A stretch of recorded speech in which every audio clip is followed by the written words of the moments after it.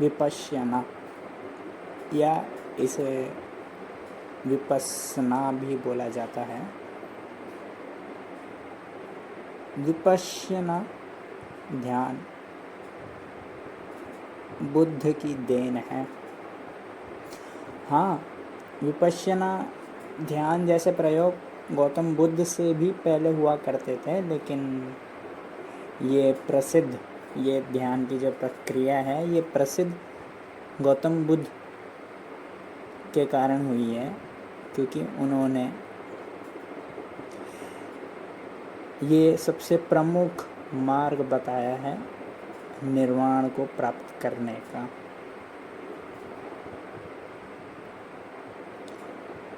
तो आज आपसे ये मैं विपश्यना ध्यान कैसे करते हैं ये कहूँगा। और विपश्यना ध्यान जो मैं आपको कहूँगा ये ना केवल मैंने ओशो से सुना और अलग अलग जगहों से मैंने पढ़ा, ये मैं खुद भी कर रहा हूँ और मेरा खुद का भी अनुभव है, मैं करता हूँ।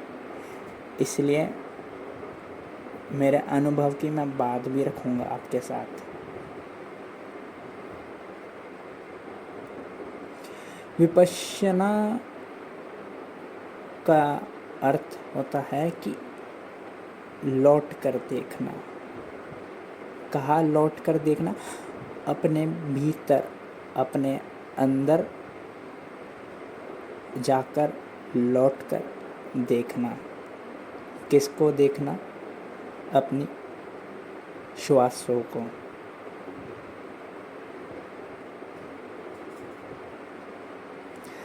अब आप हैरान हो रहे होंगे कि सिर्फ श्वासों को देखना ये ध्यान है और इसे निर्वाण तक प्राप्त हो सकता है, यानी कि अंग्रेजी में बोले तो एनलाइटनमेंट, मोक्ष तक प्राप्त हो सकता है इससे। पहले समझ लेते हैं कि सिर्फ श्वास को ही देखने को क्यों बोला, अपने हृदय को क्यों नहीं देखने को बोला बुद्ध ने, या अपने नाभि के केंद्र को क्यों नहीं देखने को बोला, यह अपने आज्ञा चक्र यानी वो स्थान जहाँ पे टीका या बिंदी लगाते हैं वहाँ पे ध्यान करने को क्यों नहीं बोला। देखिए, ये जो श्वासें हैं ये आप 24 घंटे लेते हैं, यहाँ तक कि जब आप सो रहे होते हैं तब भी श्वासें लेते हैं। आपकी आंखें बंद हो जाती है, आप सपने में चले जाते हैं, गहरी नींद में चले जाते हैं, फिर भी श्वासें आपकी बरकरार रहती है।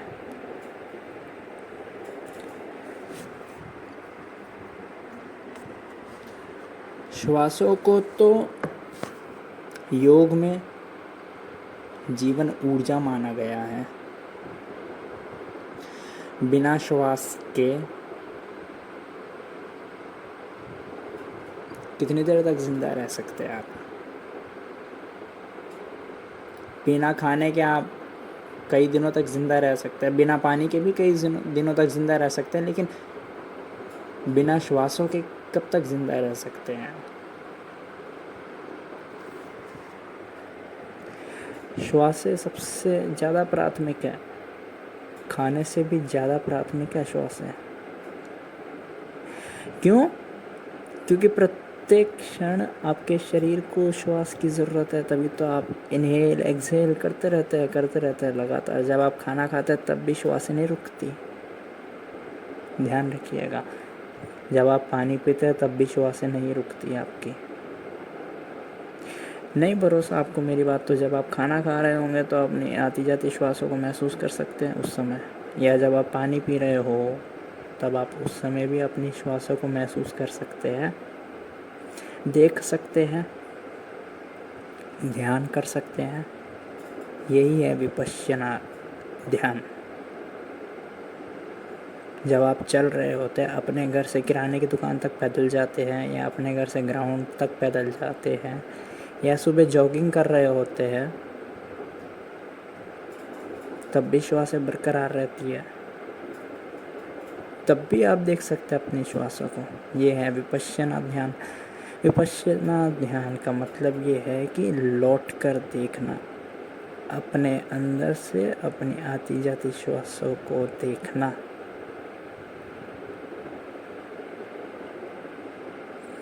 बहुत लोग चतुराई भी कर देते हैं, अपने से ही धोखा करते हैं। वे लोग क्या करते हैं, कल्पनाओं में श्वास चलाने लगते हैं अपने।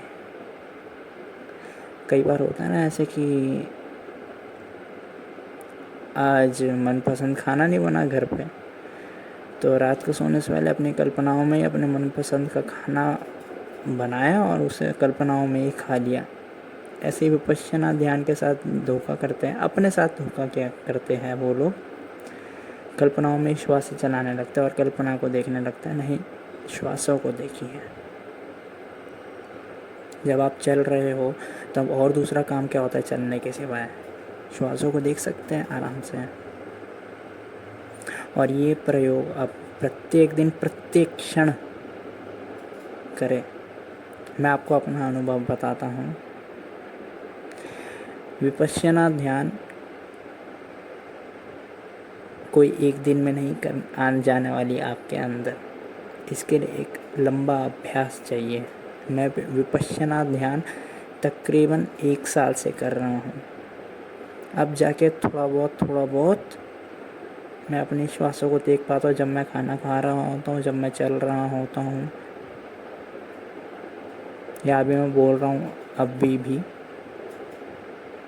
और विपश्यना ध्यान में एक बहुत बड़ा फ़ायदा है। बाकी ध्यानों के मुकाबले ये ध्यान ऐसा है कि आप करेंगे तो भी किसी को कान तक खबर नहीं लगेगी कि आप विपश्यना ध्यान या अपनी श्वासों को देख रहे हैं।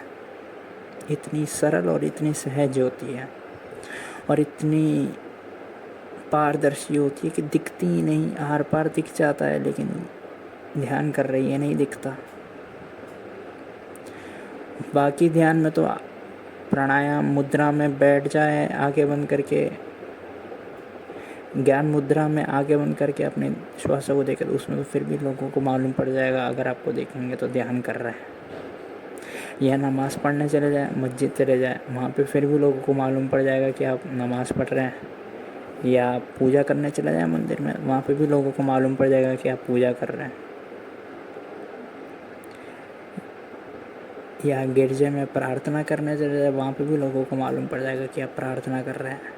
लेकिन विपश्यना ध्यान ऐसी है कि आप कर भी रहे हैं और किसी को मालूम भी नहीं पड़ेगा,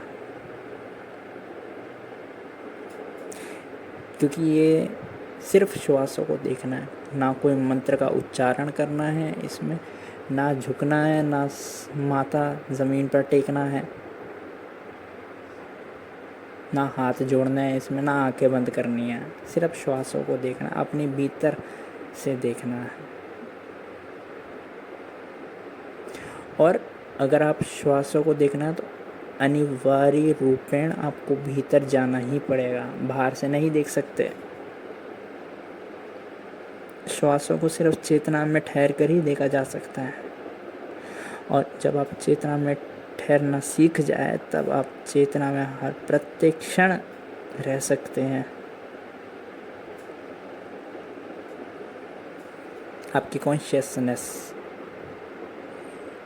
और जो विपश्यना ध्यान, उसका प्रत्येक क्षण एक श्वास ध्यान बन जाए, वही मुक्त।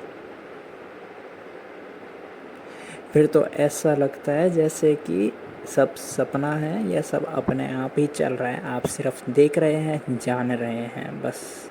इसके अलावा आप और कुछ नहीं कर रहे हैं। आप बस अपनी जीवन ऊर्जा को अपने शरीर में आता देख रहे हैं और जाता देख रहे हैं। Inhale, exhale. श्वासों को बहुत महत्व है, प्राण ऊर्जा का बहुत महत्व है। ना केवल योग दर्शन या बौद्ध धर्म में, बल्कि अब्राहमिक रिलीजन्स में भी श्वासों का बहुत महत्व है। बाइबल की जेनेसिस में लिखा है कि परमेश्वर ने पहले एडम को बनाया, आदम को बनाया। मिट्टी का पुतला था वो, मुर्दा पड़ा हुआ था, बस शरीर बना दिया था, आंखें गुर्दे सब बना दिया था। मिट्टी का पुतला था लेकिन मुर्दा था।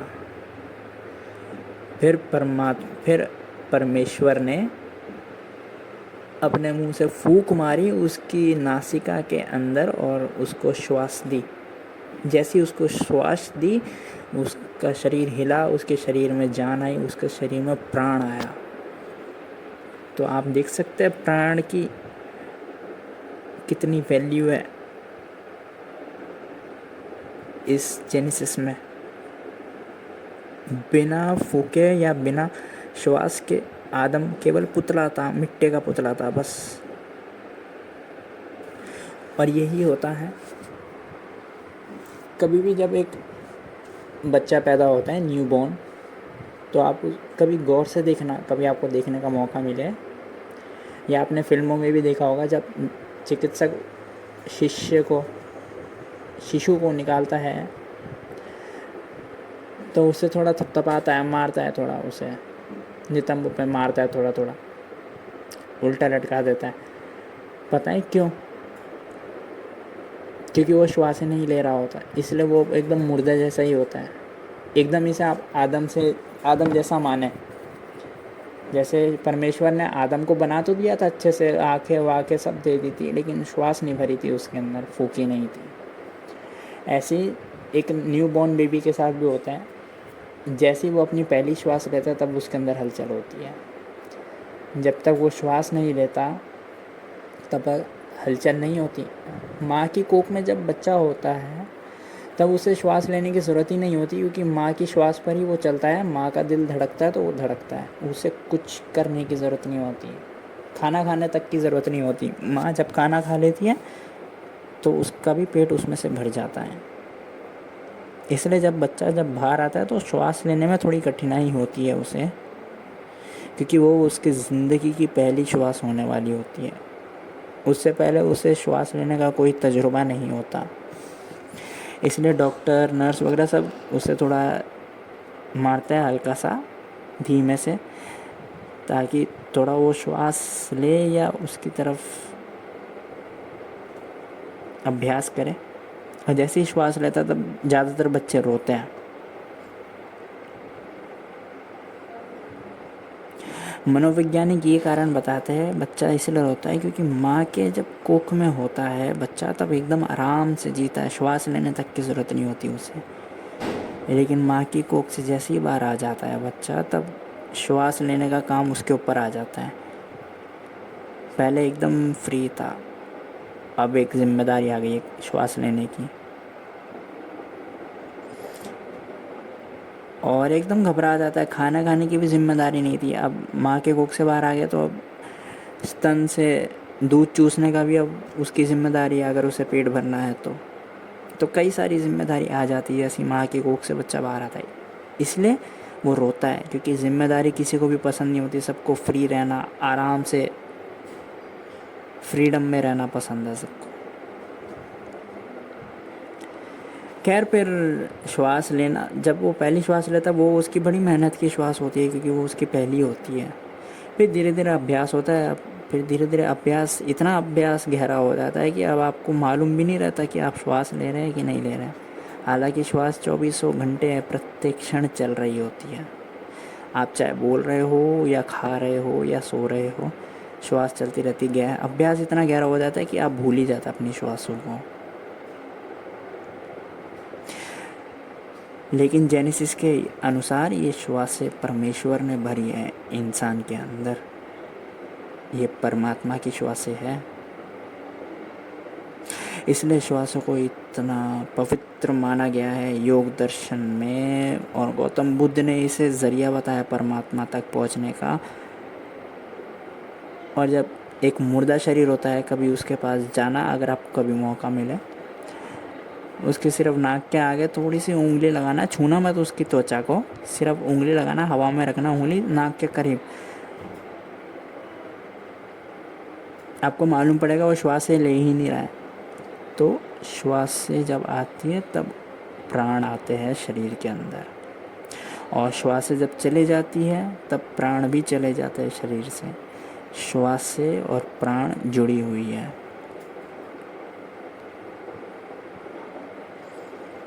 और ये ईश्वर का तोहफा है आपके लिए। चाहे आप मुसलमान हो, बौद्ध हो, हिंदू हो, जैन हो या नास्तिक भी क्यों ना हो, श्वास बहुत बड़ा तोहफा है आपके जीवन में।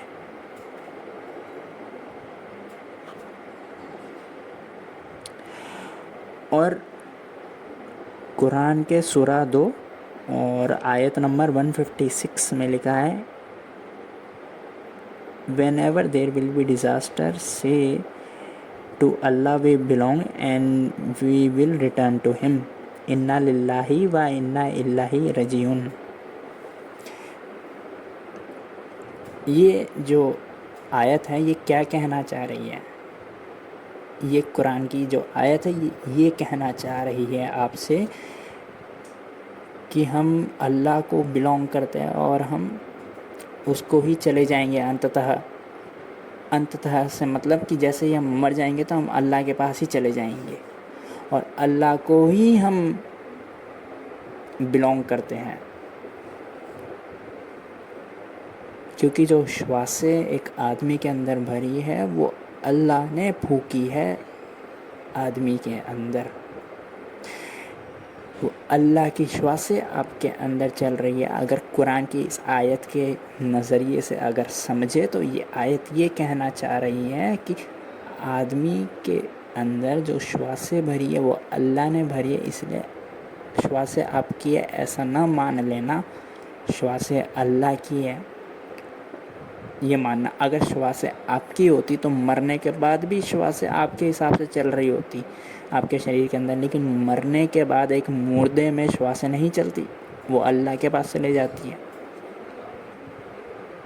अगर वो मुर्दे की ही श्वासें होती तो शरीर में श्वासें चल रही होती, लेकिन ऐसा कभी हुआ नहीं आज तक।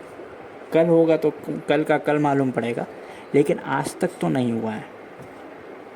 मानव इतिहास में आज तक तो ऐसा कभी नहीं हुआ है कि मुर्दे के अंदर श्वासें चल रही हो। श्वासों का इतना महत्व है। बौद्ध धर्म, योग दर्शन, ईसाईयत, इस्लाम, हिंदुओं में भी,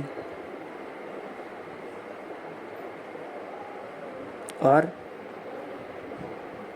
आप ये छोटा सा प्रयोग करें, प्रयोग के अभ्यास करें, लगातार 3 महीने निष्ठापूर्वक अभ्यास करें। जब भी आपको याद आए कि विपश्यना ध्यान, तुरंत अपनी आती आती सांसों को देखें। मालूम है थोड़ा स्ट्रेन होगा, लेकिन जैसे आप अभ्यस्त हो जाएंगे अपनी श्वासों को देखने में, एक एक श्वास की खबर आपको रहेगी कि कौन सी श्वास कब गई, कितनी श्वास गई। और आप ये भी देखना, जब आप अपनी श्वासों को देखने में एकदम अभ्यस्त हो जाएंगे तब आप ये भी पाएंगे कि जब आपके डिफरेंट इमोशंस होते हैं तब श्वासें भी अलग अलग गति से चलती हैं। जब आप एकदम क्रोधित हो जाते हैं तब श्वासें बहुत तेज़ तेज़ चलती हैं। जब आप बिल्कुल आनंदित एकदम सुकून में चले जाते हैं, एकदम पीसफुल जगह और पीसफुल हो जाते हैं, तब श्वासें एकदम ढीली एकदम आराम से चलती है।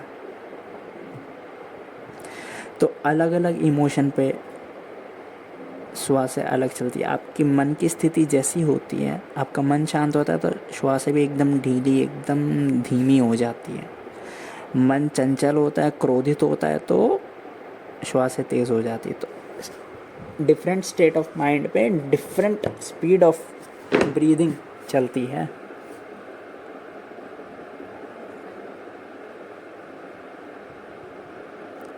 लाओस से एक चीन का फ़कीर हुआ, ये मैंने ओशो से सुना है। ओशो से ये सुना मैंने कि लाओस से ये कहता था कि आप अपने को श्वास ही माने तो और आसानी होगी श्वासों को देखने में। जैसे ही श्वासें बाहर आती है तो ये धारणा करें, मन ही मन ये माने कि मैं बाहर चले गया अपने शरीर से। जैसे ही श्वासें अंदर आती हैं तब ये माने कि मैं अंदर आया। ये भी एक प्रयोग आप कर सकते हैं।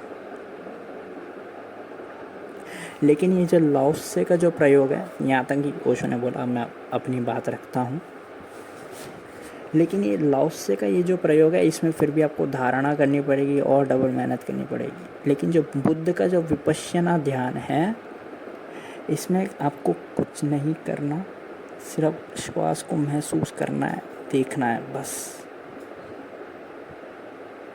आप शुरुआत ऐसे भी कर सकते हैं कि 5 मिनट तक रोज़ डीप ब्रीदिंग ले, गहरी श्वासें ले। गहरी श्वासें लेने का मतलब ये है कि आप आराम से श्वास भरते जाए, भरते जाए, भरते जाए, अपनी नाभि तक ले जाए। इतनी गहरी, इतनी नीचे। आपका पेट फूले, आपकी छाती नहीं, आपका पेट फूले। फिर आराम से बाहर निकालें। अगर आप रोज़ गहरी श्वासों का भी अभ्यास करेंगे तो आप देखेंगे कि अपनी श्वासों को भरते हुए, जाते हुए, महसूस करते हुए पाएंगे आप। गहरी श्वासों में थोड़ा आसान होता है क्योंकि तब शरीर की भी पूरी ऊर्जा श्वासों की तरफ चली जाती है, तो पूरा ध्यान श्वासों पर ही चला जाता है। नॉर्मल श्वासों की तुलना में जो डीप ब्रीदिंग होती है, इसको देखना थोड़ा आसान हो जाता है। तो अगर आप शुरू में विपश्यना शुरू कर रहे हैं तो आप डीप ब्रीदिंग से भी शुरू कर सकते हैं। और जब आप चल रहे हो या नहा रहे हो तो या जो कुछ भी कर रहे हो उस समय आप अपनी श्वासों को देख सकते हैं।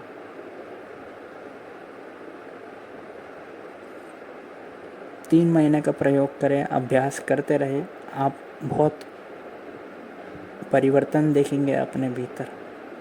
आप देखेंगे एक धैर्य, एक पेशेंस आपके अंदर पैदा हो रहा है। आप देखेंगे हल्की सी शांति पैदा हो रही है और दिन ब दिन बढ़ती ही जा रही है शांति। और आप अपने शरीर में भी स्वस्थता थोड़ी थोड़ी अनुभव करेंगे। जैसे जैसे ध्यान आपकी श्वास की तरफ बढ़ता जाता है तो श्वास से फिर आपकी शरीर ज़्यादा लेने लगता है ऑटोमेटिकली। और शरीर में जितनी ऑक्सीजन ज़्यादा जाती है उतना आपका शरीर स्वस्थ रहता है। आपको मालूम है, आम आदमी जो भाग दौड़ करता है वो डायफ्राम यानी छाती के नीचे डायफ्राम होता है, हमारे फेफड़ों के नीचे होता है, वहाँ तक भी श्वास नहीं लेता। पता है आपको, श्वास केवल छाती के स्तर तक लेता है। लेकिन जो लाओत्से है वो कहता है कि अगर एक शांत व्यक्ति बनना है तो श्वास नाभि तक पहुँचनी चाहिए, इतने नीचे। और लोग डायफ्राम तक भी नहीं लेते श्वासें, तो जाहिर सी बात है कि बीमारियाँ होगी। और अगर नाभि तक ऑक्सीजन नहीं पहुंचेगा तो जाहिर सी बात है नाभि का जो केंद्र है वो अस्वस्थ रहेगा। और अगर नाभि अस्वस्थ रहती तो वो पूरा शरीर अस्वस्थ करती है।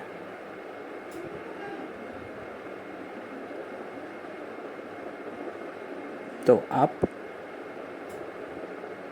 विपश्यना ध्यान करेंगे, इससे ना केवल आप निर्वाण तक प्राप्त कर सकते हैं, ये तो होगा, लेकिन निर्वाण को प्राप्त करते करते ये सारे भी फायदे हैं। धैर्यता, फोकसिंग पावर, मन की शांति, धीरे धीरे स्वस्थता, ये सब आता है। सब्सक्राइब करें अगर ये चलचित्र मददगार साबित हुई हो तो, और शेयर करें यह वीडियो।